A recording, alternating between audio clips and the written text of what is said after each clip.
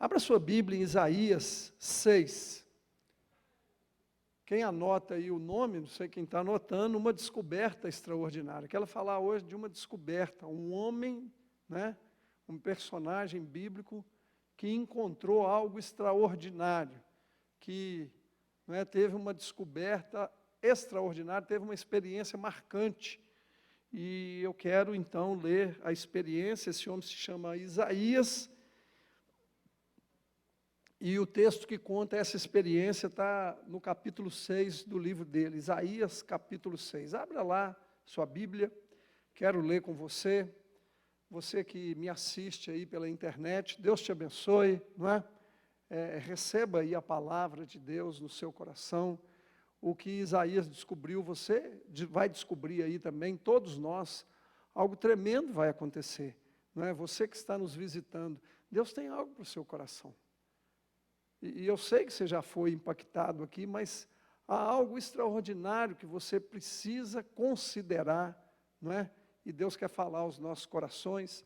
Isaías 6, a partir do versículo 1, diz assim: no ano em que o rei Uzias morreu, eu vi o Senhor assentado num trono alto e exaltado, e a aba de sua veste enchia o templo. Acima dele estavam serafins. Cada um deles tinha 6 asas, com 2 cobriam o rosto, com 2 cobriam os pés e com 2 voavam. E proclamavam uns aos outros: Santo, Santo, Santo é o Senhor dos exércitos. A terra inteira está cheia da sua glória. Ao som das suas vozes, os batentes das portas tremeram e o templo ficou cheio de fumaça. Então gritei, diga assim, ele gritou: ai de mim, estou perdido, pois sou um homem de lábios impuros, e vivo no meio de um povo de lábios impuros. Os meus olhos viram o Rei, o Senhor dos exércitos. Logo um dos serafins voou até mim, trazendo uma brasa viva, que havia tirado do altar com uma tenaz. Com ela tocou a minha boca e disse: veja, isso tocou os seus lábios, por isso a culpa será removida e o pecado será perdoado. Então havia a voz do Senhor conclamando: quem enviarei? Quem irá por nós?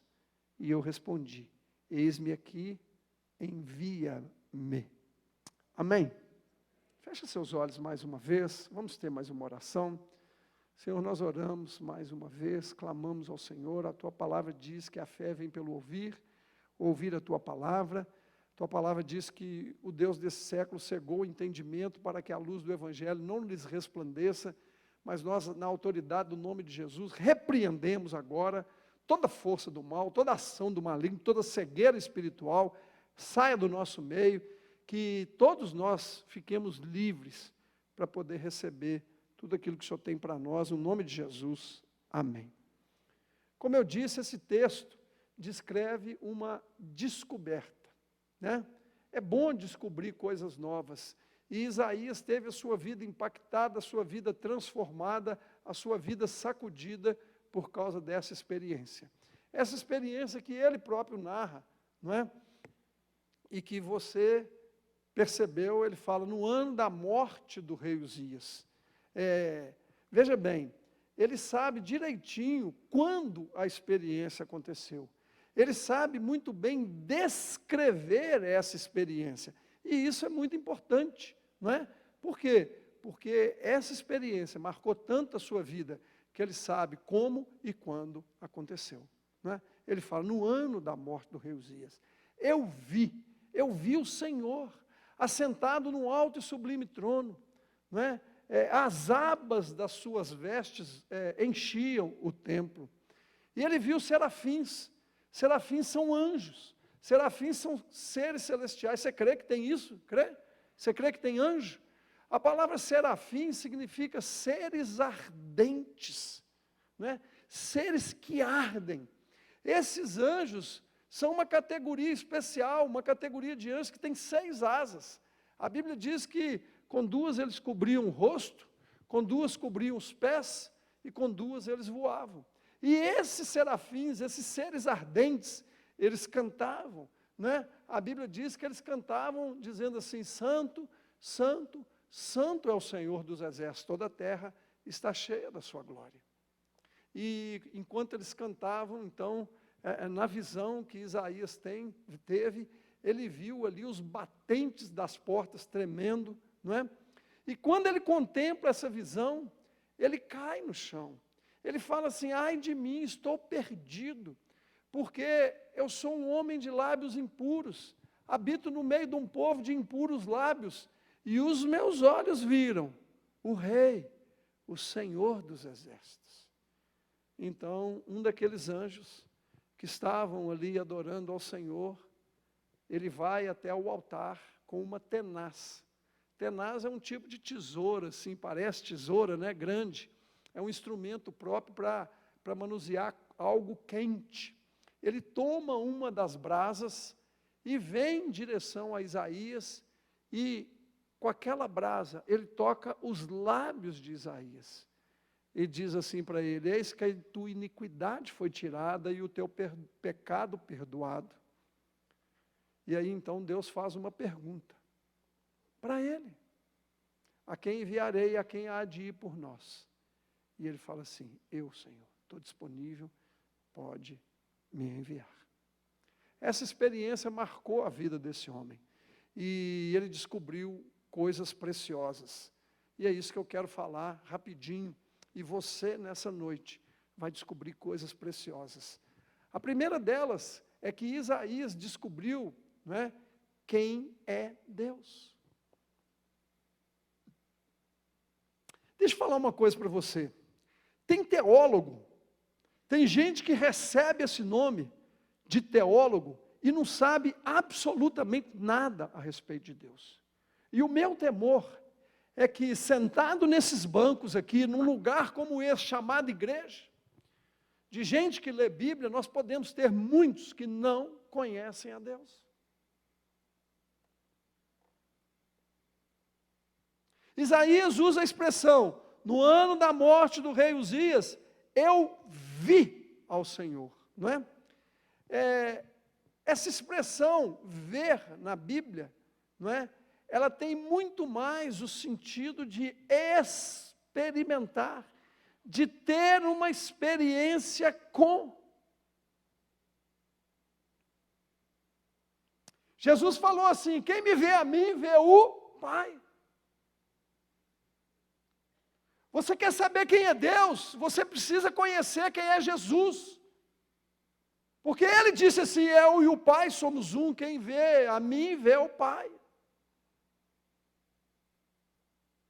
Nós precisamos conhecer quem é Deus, nós precisamos ter experiência com Deus. E crente que não tem experiência com Deus, ele seca, ele murcha. É como um carro querer andar sem gasolina.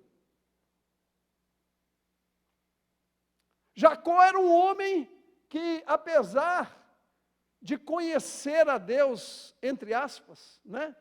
Porque os seus pais serviram a Deus, ele andou muito tempo longe de Deus. E ele vivia a sua vida dando nó. E ele enganava e era enganado. Ele enganava e era enganado. Mas um dia, num lugar chamado Val do Jaboque, aquele homem teve um encontro com Deus. E ele diz assim: eu vi Deus face a face, e a minha vida foi mudada. Depois daquele dia, a vida de Jacó nunca mais foi a mesma. Ele viu o Senhor, teve uma experiência com Ele, a sua vida foi transformada. Ele sabia dizer agora quem era Deus.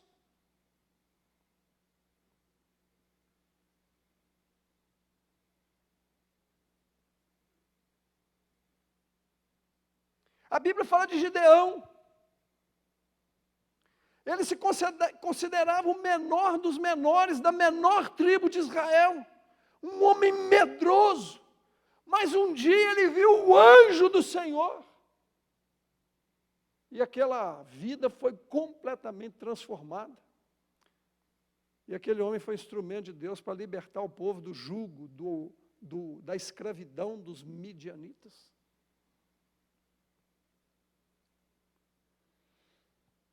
Paulo era perseguidor da igreja. Paulo procurava crente, ele açoitava, ele mandava prender, e até consentia na morte de alguns. Mas um dia, indo a caminho de Damasco, esse homem teve uma experiência com Deus, e ele descreve a sua experiência assim: eu estava indo de cavalo, né? Ele estava cavalgando em direção a Damasco, e de repente uma luz mais forte que o sol do meio-dia brilhou, e eu vi o Senhor. E aquele homem que perseguia a igreja, se tornou aquele que pregava a respeito de Jesus. A sua vida foi transformada. A Bíblia fala que Jó era um homem temente a Deus. E Jó passou por uma experiência difícil. Deus deu permissão e Satanás tocou nele. E ele perdeu seus filhos, perdeu todos os seus bens, ficou doente. A Bíblia não fala, mas a ideia que dá é que ele teve câncer. Ele coçava, ele tinha ferida no corpo todo, ele coçava com um pedaço de cerâmica.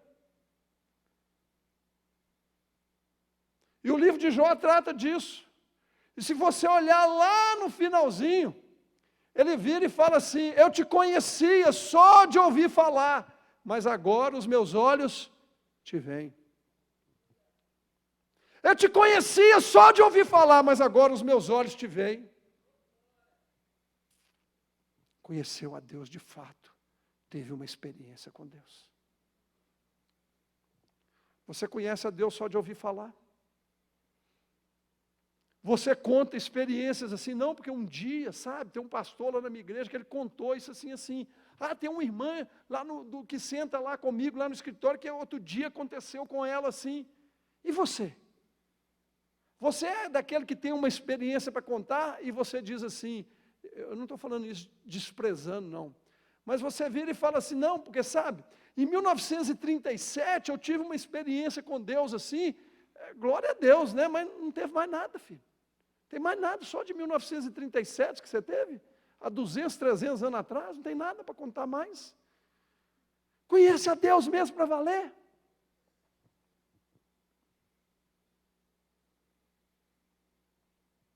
Você sabia, por exemplo, que no Brasil a gente tem pessoas que foram ídolos muito conhecidas? Existe um que era um ídolo, né? Era impressionante como ele era amado e conhecido no Brasil, um corredor de Fórmula 1 chamado Ayrton Senna. Você sabia que você podia, tudo que você quiser saber sobre o Ayrton Senna, você pode pesquisar na internet que você vai descobrir.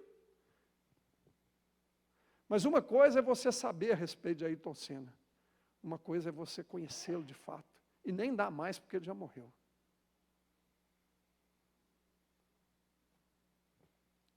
Tem muita gente que ouve a respeito de Deus, mas precisa conhecer a Deus de fato. Isaías falou assim, no ano da morte do rei Uzias, eu vi o Senhor assentado num alto e sublime trono. Amém? Agora abre a sua Bíblia no Salmo de número 34.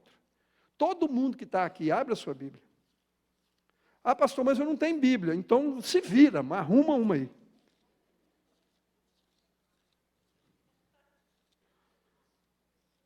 Quem tiver do lado aí, empresta, você procura, muda de lugar, se vira aí.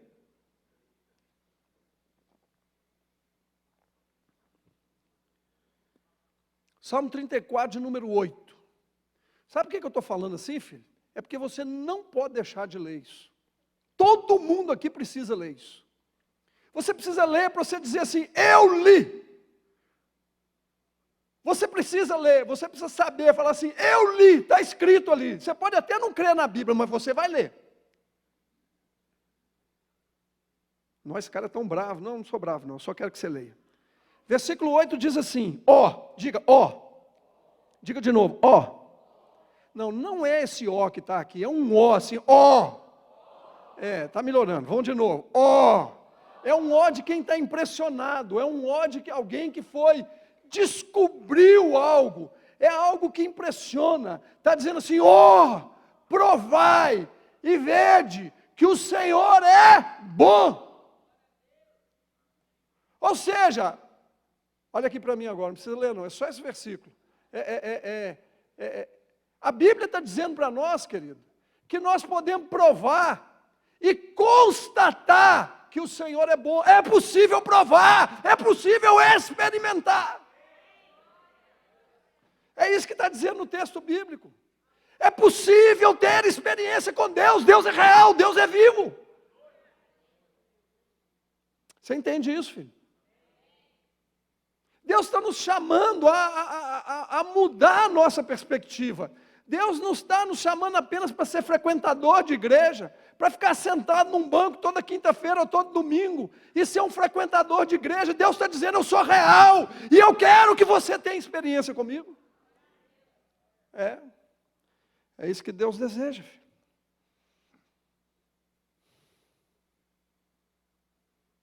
E a principal característica que Deus quis manifestar para Isaías, e é talvez a característica mais forte de Deus demonstrada na Bíblia, sabe qual que é? É a sua santidade. Isaías viu anjos, serafins, seres ardentes, cantando e dizendo assim, santo, santo, santo é o Senhor dos exércitos. Toda a terra está cheia da sua glória. Isso é algo extraordinário, querida. Nós precisamos conhecer essa característica de Deus. Um dia Moisés, lá no meio do deserto, ele viu um arbusto pegando fogo. Aquele arbusto pegava fogo, mas não se consumia. E ele falou, eu vou subir. Foi no Monte Horebe, ele falou, vou subir para ver o que está acontecendo.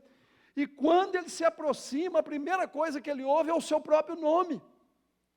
Ele ouve, a Bíblia diz que ele ouve uma voz dizendo assim, Moisés, Moisés. E a Bíblia diz assim, ele virou para ver quem falava com ele.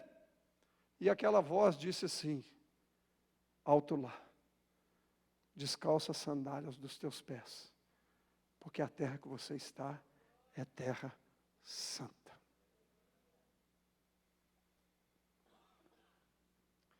Falou assim, descalça a sandália dos teus pés, porque a terra que está é terra santa. Descalça, porque Deus estava falando para ele, Moisés, calma, cuidado, não vem de qualquer jeito, porque a terra é santa. Aquela era a terra santa, porque o Deus santo estava ali. Com Josué aconteceu a mesma coisa. Depois que Moisés morreu, ele assumiu o lugar. Ele estava diante de uma batalha, diante de uma cidade, diante de uma luta grande, Jericó. E quando ele estava ali, se preparando, ele olha na planície e ele vê um ser celestial. E ele puxa da espada e ele vem e fala assim, você é dos nossos ou contra nós? E aquele ser celestial vira para ele e fala assim, calto lá, rapaz, descalça a sandália dos teus pés, porque a terra que você está é terra santa. Amém? Nosso Deus é santo. O nosso Deus é santo. Se você ler o livro de Apocalipse, você vai ver, o livro de Apocalipse tem uma visão do céu, e uma das coisas que aqueles seres celestiais cantam é santo, santo, santo, é o Senhor dos exércitos. Santo, santo, santo. A gente costuma dizer, é o Deus 3 vezes santo. No hebraico, quando se quer usar o superlativo, se fala 3 vezes. Na verdade, quando você diz santo, santo, santo é o Senhor, você está dizendo que o nosso Deus é o Deus santíssimo.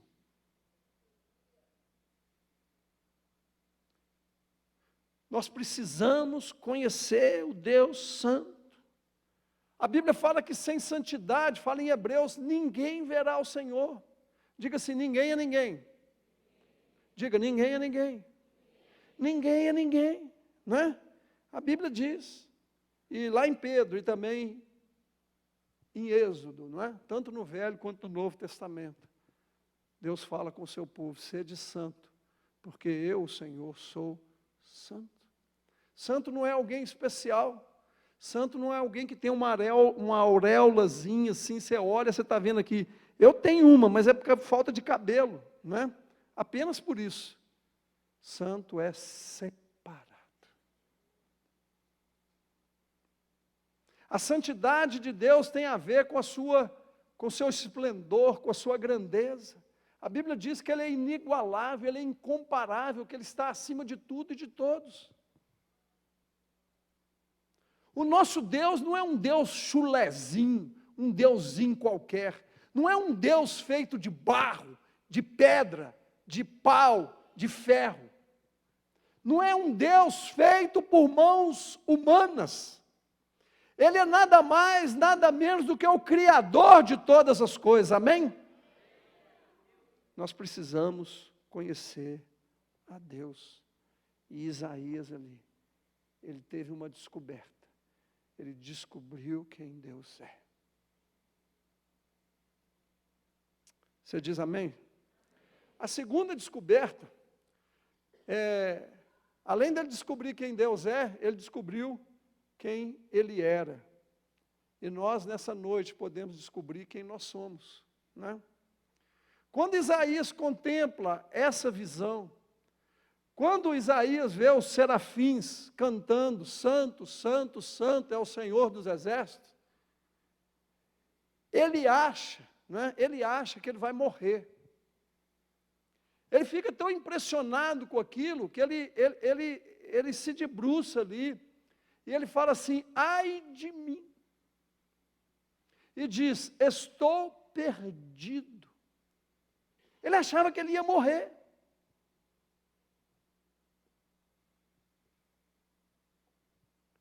Porque sou um homem de lábios impuros, e habito no meio de um povo de impuros lábios. E os meus olhos viram o Rei, o Senhor dos Exércitos. A segunda descoberta, não é? É que ele viu que ele era um pecador. A Bíblia diz assim, todos pecaram e destituídos, ou carecem da glória de Deus. A Bíblia diz assim, não há um justo, não há um sequer, não há um que tema a Deus. Está fora de moda falar de pecado, mas eu quero dizer que foi por causa do nosso pecado, o seu e o meu, que o Senhor Jesus veio. Em 1 Coríntios 15, 3 diz, eu recebi do Senhor o que também vos entreguei, que Jesus morreu pelos nossos pecados. Você já deve ter ouvido isso 1 milhão de vezes. Mas o fato de ouvir 1 milhão de vezes, muitas vezes não entra no nosso coração. Jesus morreu foi pelos nossos pecados. Isaías merecia mesmo morrer. Diante da glória de Deus, todos nós merecemos morrer, porque a Bíblia diz que o salário do pecado é a morte. Nós temos muita dificuldade em reconhecer o nosso pecado. Nós vivemos numa época em que tudo é relativo, e cada vez mais relativizado. As pessoas não estão nem aí, as pessoas se tornam cada vez mais egoístas. O máximo que se fala hoje é, foi mal. Foi mal, viu? Você desculpa aí. O cara adultera, destrói sua família. O que é objeto do adultério, né, é instrumento para destruir família. O máximo que fala foi mal. Isso é tão comum. Temos dificuldade de reconhecer o nosso pecado. Somos muito orgulhosos. Somos muito autossuficientes, né? Somos muito egoístas. A Bíblia fala a respeito de gente assim, né? O nosso instrumento preferido tem sido, sabe qual? Uma coisa chamada espelho. Por quê? Porque no espelho a gente só olha para nós. A gente acha que o mundo gira ao nosso redor, que nós somos o centro do universo. Davi pecou. Você se lembra? Adulterou com Batseba, matou o marido dela. Não vou contar essa história toda aqui, mas o profeta foi lá e denunciou o pecado dele. Então ele vai na presença de Deus e fala assim: contra ti somente eu pequei e fiz o que era mal aos teus olhos. Isaías percebe então que diante de um Deus tão santo, tão puro, um Deus tão maravilhoso, ele percebe o seu pecado, ele percebe a sua pecaminosidade, e ele fala assim: eu vou morrer. Aí aquele anjo, então, um daqueles anjos, como eu falei para você, e como nós lemos, ele vai até o altar, e com uma tenaz ele pega uma daquelas brasas que estava ali, e vem com aquela brasa, e toca onde nele? Onde que toca? Vamos, gente, toca aonde? Por que nos lábios? Porque ele falou: eu sou um homem de lábios impuros. Terceira descoberta de Isaías a primeira é que ele viu, ele descobriu quem era Deus. A segunda é que ele descobriu quem ele era. E a terceira é que ele descobriu em quem ele poderia se tornar. Quando o anjo toca nele, o que o anjo fala? O anjo fala assim: eis que o teu pecado foi tirado e a tua iniquidade perdoada. A Bíblia diz que Jesus, na cruz do Calvário, está lá escrito em Isaías 53, diz assim: ele tomou sobre si as nossas enfermidades e as nossas dores levou sobre si. Ele merecia mesmo morrer, mas alguém morreu no lugar dele, e esse alguém foi Jesus. Jesus levou todos os nossos pecados na cruz do Calvário. Deus tem remédio para as nossas feridas. O problema dele era o lábio impuro, e o anjo foi e tocou no lábio impuro. Onde que está a maldade, onde que está o pecado? O sangue de Jesus nos purifica de todo pecado. Diga assim: de todo pecado. O sangue de Jesus é poderoso para nos perdoar de qualquer pecado. Davi, naquele episódio que eu acabei de falar para vocês, ele pede perdão a Deus, e ele pode dizer assim, como está escrito no Salmo 32, como é feliz aquele que tem as suas transgressões perdoadas e seus pecados apagados. Como é feliz aquele a quem o Senhor não atribui culpa e em quem não há hipocrisia. Enquanto eu mantinha escondidos os meus pecados, o meu corpo definhava de tanto gemer. Quem esconde os seus pecados, o seu corpo adoece, ele definha, é o que está dizendo o texto. E ele diz assim: pois de dia e de noite a tua mão pesava sobre mim, minhas forças foram se esgotando com o tempo, como em tempo de seca.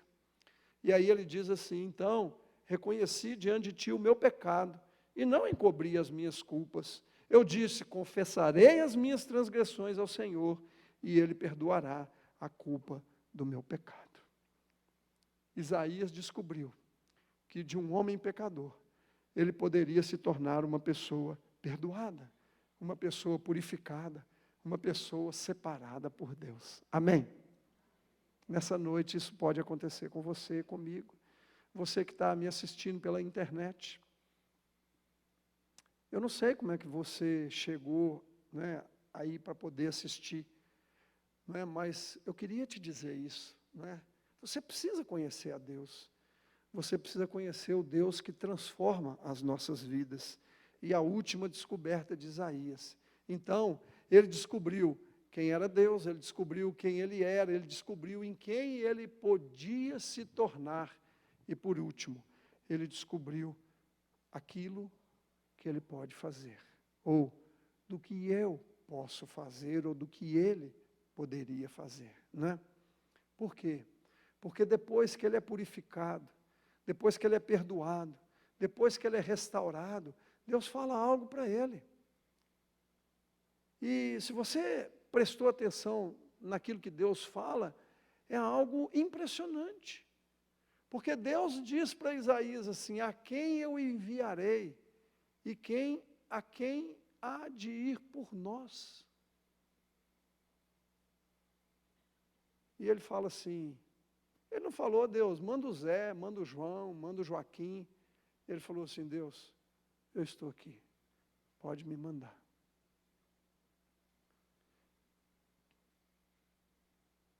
Isaías descobriu que Deus tem um propósito para as nossas vidas. Ele descobriu que tem algo que ele pode fazer para o Senhor. Ele descobriu que nós somos perdoados, purificados, santificados para um propósito maior.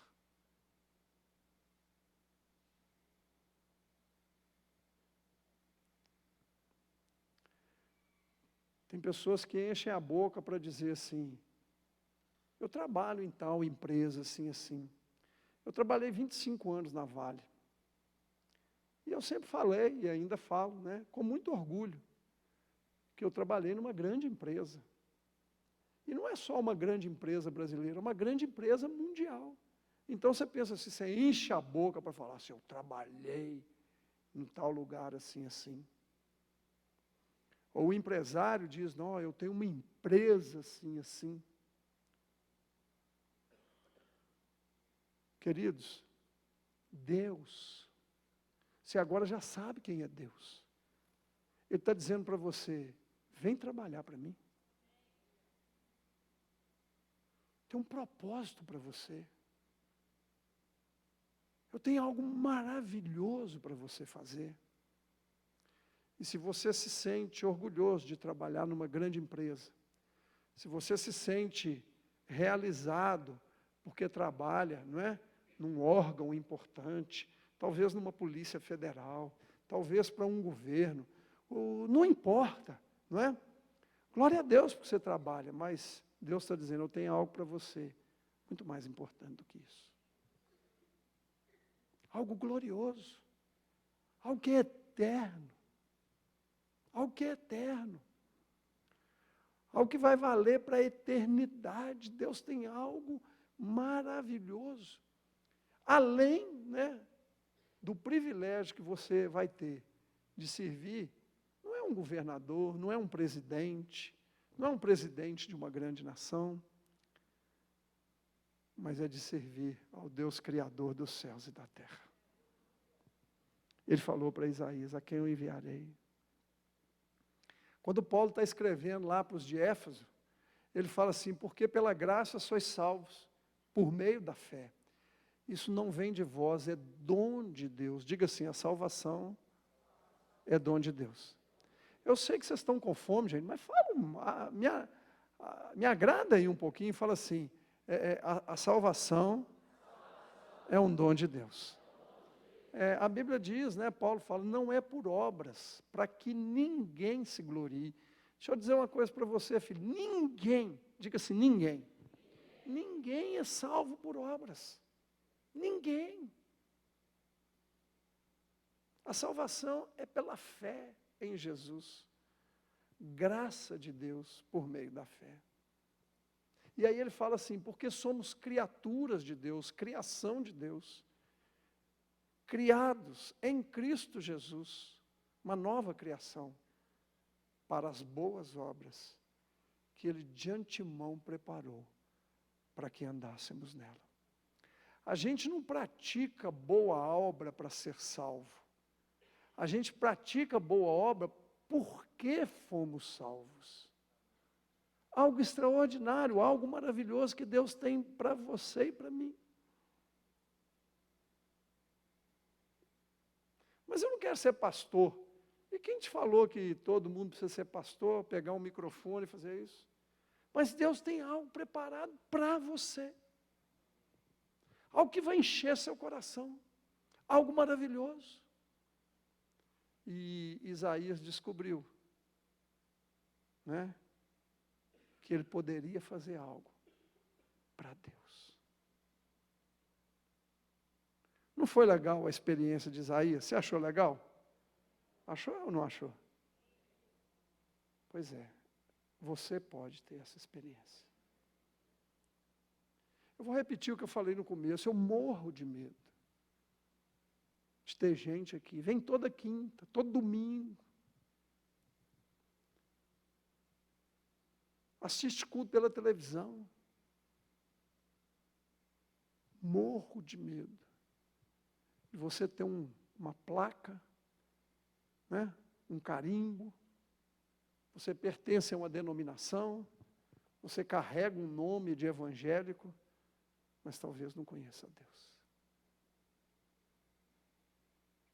Nessa noite, nós podemos ter a mesma experiência de Isaías, de conhecer um Deus que toma um pecador, transforma a vida dele, faz dele um homem sarado, perdoado, curado, santificado, e ainda dá para ele o privilégio de poder servir, de poder seguir a um Deus maravilhoso. Você diz amém, filho? Isaías se tornou um profeta. É considerado o maior profeta, né? Dos que escreveram, um dos maiores profetas da Bíblia. Né? O livro de Isaías é considerado o evangelho do Antigo Testamento. Tudo isso aconteceu porque um dia ele teve uma experiência com Deus. Quem nessa noite precisa, quer conhecer a Deus, ter uma experiência com Deus, entregar a sua vida para Ele, ter os seus pecados purificados, lavados, né? Ser transformado, receber uma nova vida que só Deus pode dar. Alguém aqui, eu sei que tem, né? Então basta você agora tomar uma decisão de querer, né? Há alguém aqui que quer, nós vamos orar por você. Eu convido você a sair do seu lugar e vir aqui para frente. Não vou nem pedir para você levantar a mão. Sai do seu lugar e vem aqui para frente. Você vai dizer assim, eu quero esse Deus. Eu preciso de ter uma experiência com esse Deus. Né? Pode vir, estou te esperando. Nós vamos orar por você. Sai do seu lugar e venha. Você não vai nem pedir para levantar a mão, não, pastor. Não. Pode vir, vou descer aqui para te receber. Pode vir. Quem nessa noite quer entregar sua vida a Jesus, vem aqui à frente. Quem nessa noite fala assim, eu preciso desse Deus, eu quero esse Deus. Eu preciso ter uma experiência com Ele, eu quero conhecê-lo para valer. Sai do seu lugar, vem aqui à frente.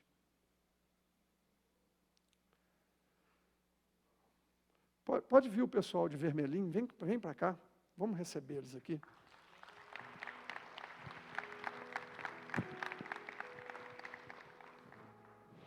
É mesmo, filha? Quem que é aquela moça que está do seu lado? Ana Paula, é a minha. Família? Ela é daqui da igreja? Ô Paula, o que você está fazendo sentada aí, minha filha? Sua amiga vem aqui e você não vem, filha. Então vem ficar do lado dela aqui. Ela está tomando a decisão mais importante da vida dela. Foi você que convidou ela para vir? Então faça as honras da casa, filha. É a sua casa. Você está feliz, Paula? É? Como é que você chama? Anelisa. Você quer a mesma, Elisa? Anelisa. Então tá bom, glória a Deus. Quem mais nessa noite quer entregar sua vida para Jesus? Deixa eu falar uma coisa com você. Você veio aqui e foi para isso, filho. Deus está querendo se revelar a você. Deus quer se revelar. Aliás, é o que Ele quer mais fazer. Ele enviou Jesus para isso, por isso que Jesus falou, quem me vê a mim, vê o Pai.